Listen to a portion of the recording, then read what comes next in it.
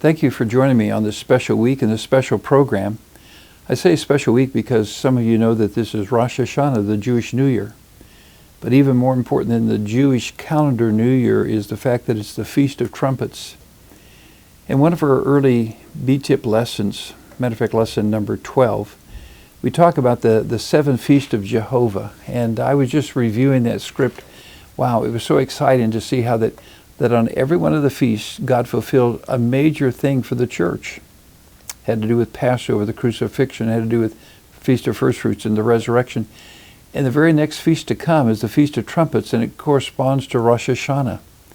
That's a picture based on Exodus chapter 19 and Leviticus 23 of the coming of Christ in the rapture of the church. And so in this special week, when many of us are excited about the fact that we get to celebrate and look forward to the coming of Jesus Christ, called the rapture of the church, what a special news week. Recently, I did an interview with Brannon Howse on Frank's Speech. We want to play that for you today, but I want to mention to you several topics that we're going to cover because they're so important. One was the destruction of children. Big news this week, and you'll see it as we do the interview with Brannon Howse, is that hospitals, major children's hospitals, university hospitals, have now admitted to, I'm going to say, the physical abuse of children as they do transgender operations, some of them for $40,000, some for $100,000. We talk about that, we document it.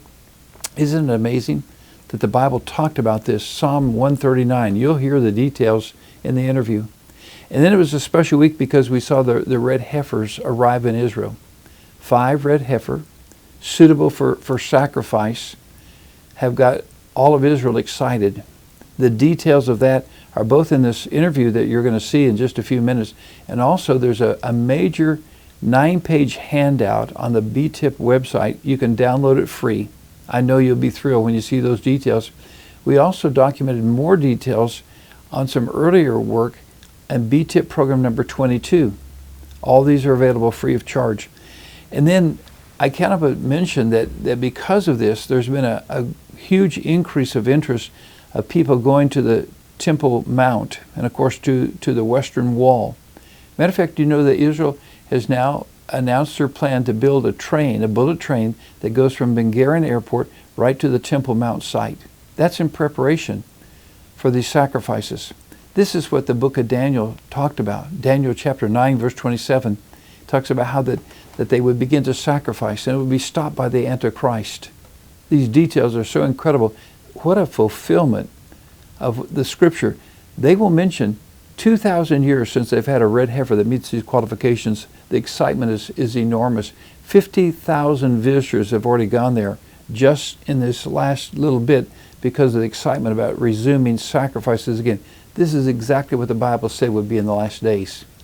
And then I need to mention to you that news was made, big news was made, because the Prime Minister of Israel, Mr. Lapid, to the General Assembly of the United Nations, session number 77, announced that he was in favor of a two-state solution. My friend, think about this. The Bible talks about this, Joel chapter 3, verse 2, that God will judge the nations when they try to divide his land and depart his land. He gave it to Israel. And so we're watching in Thessalonians chapter 5, verse 3, he talks about peace and safety, and that was the whole message that he did to the United Nations. Or how about Daniel chapter 9, verse 27, the treaty won't work. It will take an Antichrist to confirm it. My friend, the two-state solution is being proposed, it's being embraced. Isn't it incredible? In a size of a land so small, how is there room between the Jordan River and the Mediterranean Sea for two nations to exist when they're at odds with one another? My friend, there will be no peace. But it's a trick. It's a trick for them to welcome an Antichrist in because he says that he will make peace. These are incredible things, all of them fulfillment of Bible prophecy. You're going to begin to see some of this as we do this interview. Enjoy the interview and feel free to do the downloads. I know you're going to be excited when you see all that's taking place. We're on the brink of Jesus coming. I hope you're ready. I hope you know Christ is your personal Savior. If not, come to him right now. Joining me now is Rob Lindsted. Rob, welcome back to the broadcast. Thanks for joining us.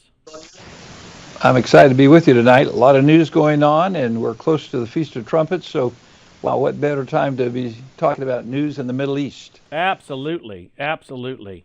All right. And you probably heard our live report from Israel there, right? Yes, I did. Do you join me sometimes in getting frustrated with the leaders of Israel?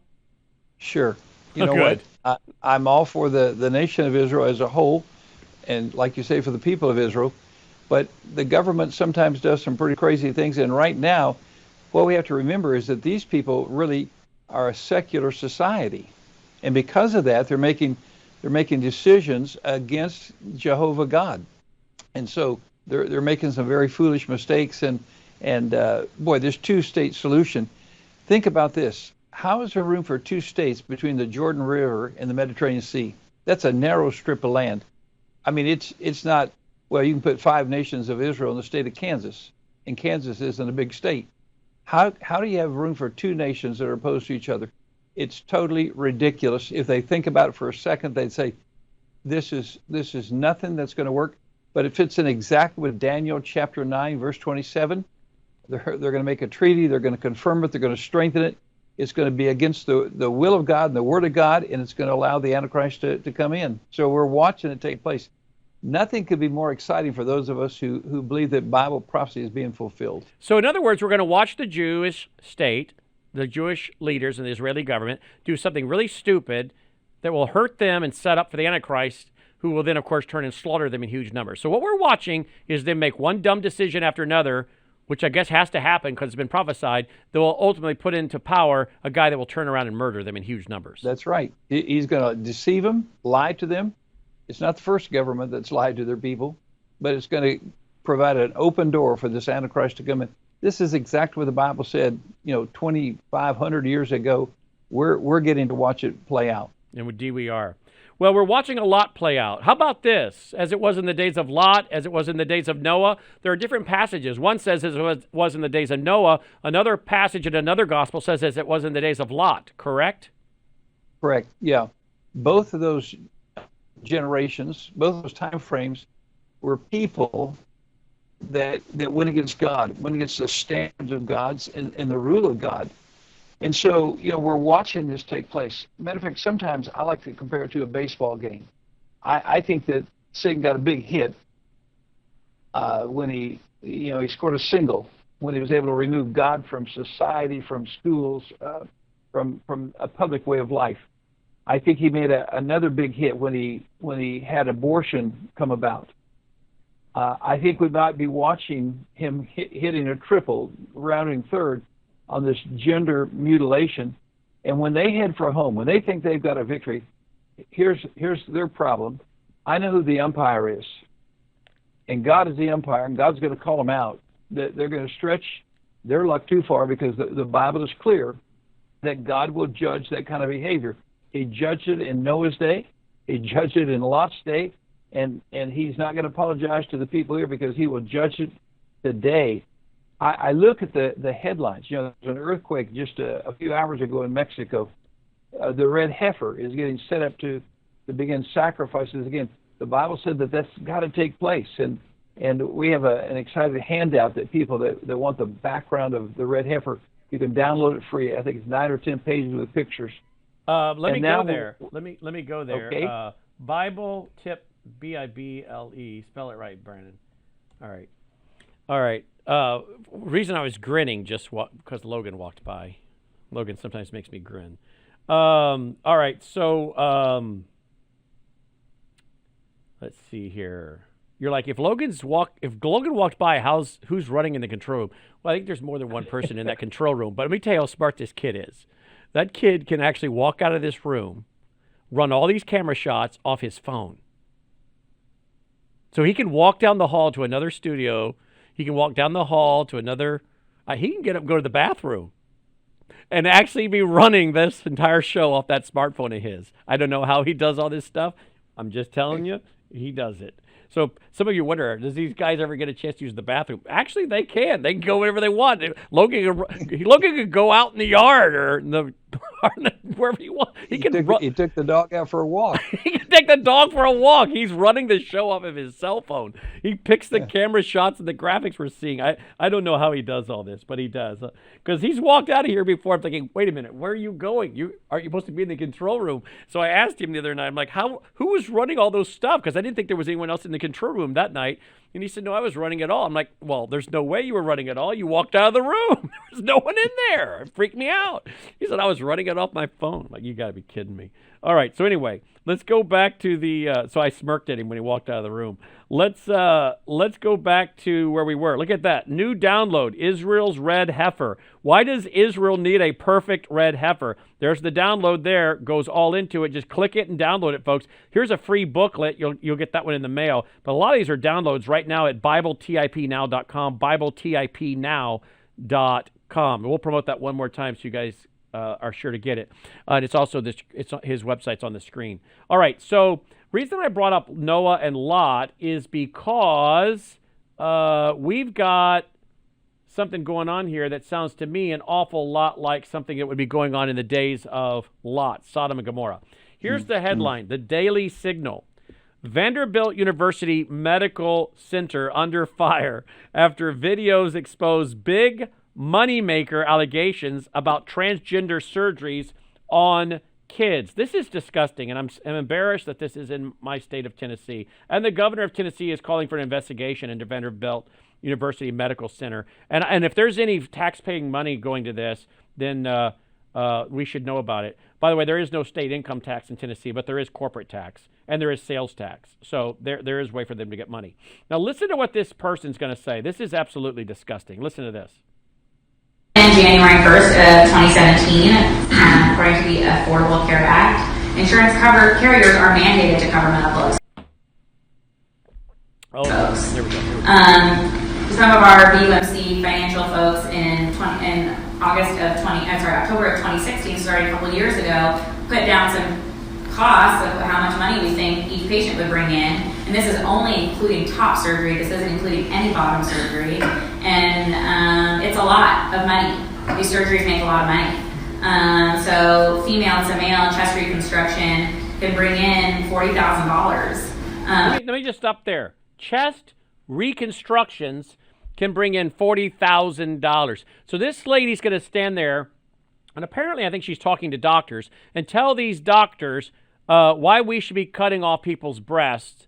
And I don't know if, again, some of this is money is, giving men breasts. I don't know. But the bottom line is $40,000. So now you want to know, why are these hospitals doing these perverted things? Ka-ching, ka-ching. Watch and listen to what else she says. A patient just on routine hormone treatment who I'm only seeing a few times a year. Oh, so routine hormone treatment, you only see them a few times a year. Not much money there, apparently. Can bring in several $1,000s. That requires a lot of visits and labs. It actually makes money for the hospital. Now, these nothing compared to the surgeries. I got from the internet, but it's from the Philadelphia Center for Transgender Surgery, which does a lot of surgery for patients. And I just want to give you an idea of how much these bottom surgeries are making. And I think this has to be an underestimate. This is for a vaginoplasty. They're quoting roughly around $20,000 for a vaginoplasty, but that doesn't include your hospital stay. That doesn't include your post-op visits. That doesn't include your anesthesia, your OR. So I would think that this has to be a gross underestimate. I think that's just like the surgeon's piece of it, which anybody who's ever been in the hospital knows that that's like 10% of it.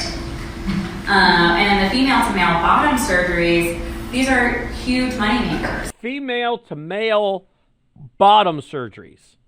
Female to male bottom surgeries. Okay, here she says. Again, I think this has to be an underestimate that they're quoting around $20,000 for a phalloplasty. There's been different things that I've read that said it could be up to $100,000. $100,000. Dr. Winokur, who's our surgeon, says that there's entire clinics where the entire clinic is supported just by their phalloplasties, and that is like a fraction of the surgeries that they're doing. These surgeries are labor intensive. They require a lot of follow-ups. They require a lot of OR time, and they make money. They make money for the hospital. They make money for the hospital. And if you decide, well, let me go see what else she says here. Believe it or not, she's got more to say. Here we go. Starting in January 1st of 2017, according to the Affordable Care Act, insurance carriers are mandated to cover medical expenses for trans folks. So the hospitals or the insurance are mandated, I guess, to cover this cost here. Some of our BUMC financial folks in October of 2016, starting a couple of years ago, put down some costs of how much money we think each patient would bring in, and this is only including top surgery. This isn't including any bottom surgery, and it's a lot of money. Wow, a lot of money. And now, if you think you're not going to do this as a doctor, listen. Vanderbilt was apparently, says Matt Watch tweeting, concerned that not all of its staff would be on board. Dr. Ellen Clayton warned that, quote, conscientious objections, end quote, are, quote, problematic, end quote. Anyone who decides not to be involved in transition surgeries due to, quote, religious beliefs, end quote, will face, quote, consequences. Seriously. If you are going to assert conscientious objection, you have to realize that that is problematic. You are doing something to another person, and you are not paying for the cost for your belief. I think that is I think that's a real issue. So I think, so yes, Vanderbilt, if someone has a conscientious objection to participating in this sort of surgery, it probably has to accommodate you to the extent that you can find another person who can do your job, who doesn't have an objection, other things of that nature. But I just want you to take home that saying that you're not going to do something because of your conscientious, because of your religious beliefs, is not without consequences, and it should not be without consequences. And I just want to put that out there. We are given enormous. If you don't want to do this kind of work, don't work at Vanderbilt. Wow. Well, I don't know. What do you think, Dr. Rob Lindsted? Well, here's the deal. Isn't it interesting that they, in some of the interviews, they propose this to 8-year-olds, 14-year-olds. And now they're so embarrassed that they took their websites down. They're hiding it. Why? Because Vanderbilt is? Wrong. Vanderbilt is? Yes, Vanderbilt. I don't think their website's gone back up since yesterday. But a dozen other hospitals, Boston College, the Children's Hospital there, they had to take their websites down. They had to take these procedures off because it's horrible. You know what? This is mutilation, not just of the sex organs. It's a mutilation physically, it's a mutilation mentally, it's a mutilation spiritually, because it's a mockery to God. I think about the idea, well, let's take Hitler. I know. I was going to go there. That's why I said a while ago, well, I don't know, because I was about to say conscious objector. Yeah, if you don't want to shove Jews onto rail cars, sorry about your conscience. If you don't want to shove Jews into the oven, sorry about your conscience. I was exactly what I was thinking, but I thought, no, I'll let you go first. So thank you. I'm glad you used the H word. Well, he was an educational minister. He began by having the kids sing songs and give them certain toys to play with, and then you come to Vladimir Lenin. Here's what he says. He says, give me just one generation of youth, and I will transform the whole world. Ronald Reagan takes a whole different way. He says this, freedom is never more than one generation away from extinction. We don't pass it to our children in the bloodstream. It must be fought for and protected. That's where we are. The Bible is clear. God is going to judge this kind of sin. This is the most, nothing could be more perverse than that. And so I see Satan. He thinks he's sliding into third. I got news for him. Before he gets home, God's going to call him out. And the Bible is too clear on this. Listen to what it says in Psalm 139, verse 14. I will praise thee, for I'm fearfully and wonderfully made. Marvelous are thy works, and that my soul knoweth right well. My substance was not hidden from thee when I was made in secret and intrinsically wrought in the lower parts of the earth. Verse 17. How precious are thy thoughts unto me, O God, how great is the sum of them. It talks about personal DNA. It talks about how that God made us. So God made a mistake? God gave us the wrong color of eyes or wrong color of hair, or made us a male when we should have been a female. This is ridiculous. It's mockery against God. God is not going to continue to put up with this. I hurt for this country because I think we've passed the point of no return. When we lose our youth, and they will lose their capacity to think, they not just lose their sexual drive, they not just lose their sexual identity, but when they've lost that, they've lost their mental capacity. They're going to lose their spiritual capacity. This will be a hopeless country when that youth, that generation, has been destroyed by what's taking place right now. This is blasphemy. This is absolute. Absolutely. I'm not being facetious or trying to be over the top. To me, this is blasphemy because you're saying that God made a mistake. He didn't know what he was doing and that his word is a lie. Because you just laid out the scriptures. You are knitted together in your mother's womb. He ordained your days. He made them male or female. And when they do this, they are saying God is a liar. He is not all-knowing. He made a mistake. Therefore, he's not God, and his word is a lie. That's blasphemy, is it not? Absolutely. Yeah. I wonder how much more can God take? You know, I look at how can we mock him anymore? It was bad enough to murder millions of lives in terms of abortion. It's bad enough to do even suggest the kind of things that we're doing. But for us to turn our back on God and to try to say that his word is no longer applicable, this is crazy. But it's happening in every area. I look at what's taking place with the New World Order. And the whole thing is to focus away from God. I see even the people, the symbols they're choosing. You know, they have a woman riding a beast. It's a mockery of Revelation 17. They have the dragon of Daniel 7. They have no conscience. Their conscience, literally, Romans says their conscience will be seared. They'll have no conscience toward God. And as a result, God will have to give them up to a reprobate mind. That's what we're seeing take place in our country. For this to be what medical universities are doing shows how perverse we are. I would be embarrassed to be employed by Vanderbilt University tonight. Indeed. Because if they say that doctors who work there have to have this value, I couldn't wait to resign, because to stand against God is not worth any job, any position. God will judge them, and it will be a harsh judgment. God's the final judge. He's the umpire, and he's going to call them out when they think they've got a home run. Absolutely. Okay, one final comment that we got to run. Look at this headline. Turkey aims for SCO membership, joining China, Russia, and Iran. What is SCO, and what are the biblical implications here prophetically? Well, the biblical implications are found in Ezekiel 38 and 39. Here's what's interesting. In Ezekiel chapter 36, we have the nation of Israel coming into play. We find also in Ezekiel chapter 36, it talks about that when they become a nation, they're going to be sprinkled with clean water. I think that's related to this whole idea of the ashes of the red heifer in the purification process. In chapter 37, they talk about how that they will become a fighting instrument. The two nations of Israel will be joined into one. We watched that take place. When they became a nation, before the United Nations, they said we come back as one united Israel, not two. It was two all the way from the days of after Solomon, two nations, all the way until 1948. They came back as one, exactly as the Bible said. I remember Mr. Yitzhak Rubin. He told me, he said, I said, how do you know they're not going to fall and slide and then come back again? He said, no. He said, it said when we were two nations, we became one. That'll be the final time. He said, we're coming back as one nation.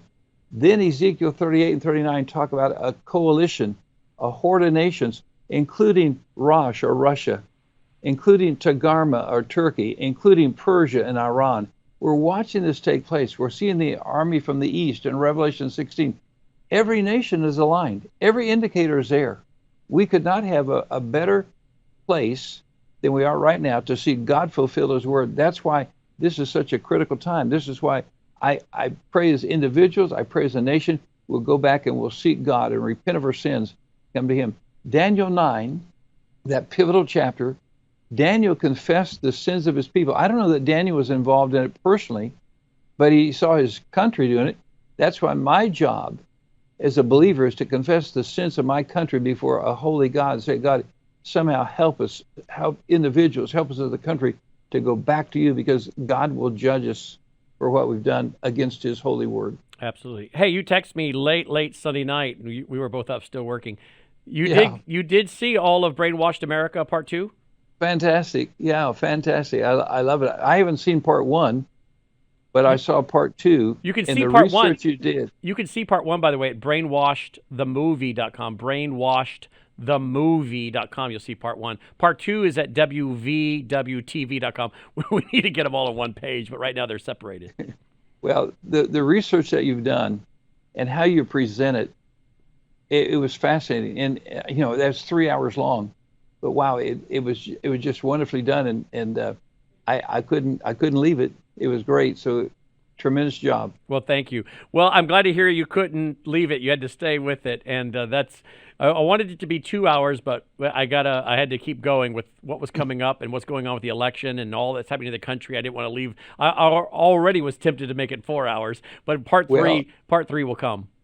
I get up between 3 and 4 in the morning, and so for me to stay up and to watch the whole thing and then to be texting you, I think it was 1 o'clock or so in the morning when we were texting back and forth. It was. And so, but it was worth it. Well, thank you. Thank you. Let me show this website again. This is Dr. Rob Lindsted's website, Bible Tip Now, BibleTIPNow.org, BibleTIPNow.org. You see, you can get the new download. That's brand new.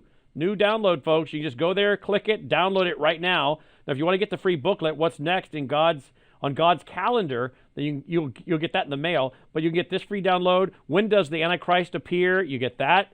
So a lot of these are downloads you can get right now. A set of 5 books for only $12.50. Some more of his teachings right here. All of it at BibleTIPNow.org. As always, Dr. Rob, thank you for joining us. Look forward to our visit with you next week. Okay, thank you. Have a good night. You too. Dr. Rob Lindsted checking in. Check out his website, BibleTIPNow.org.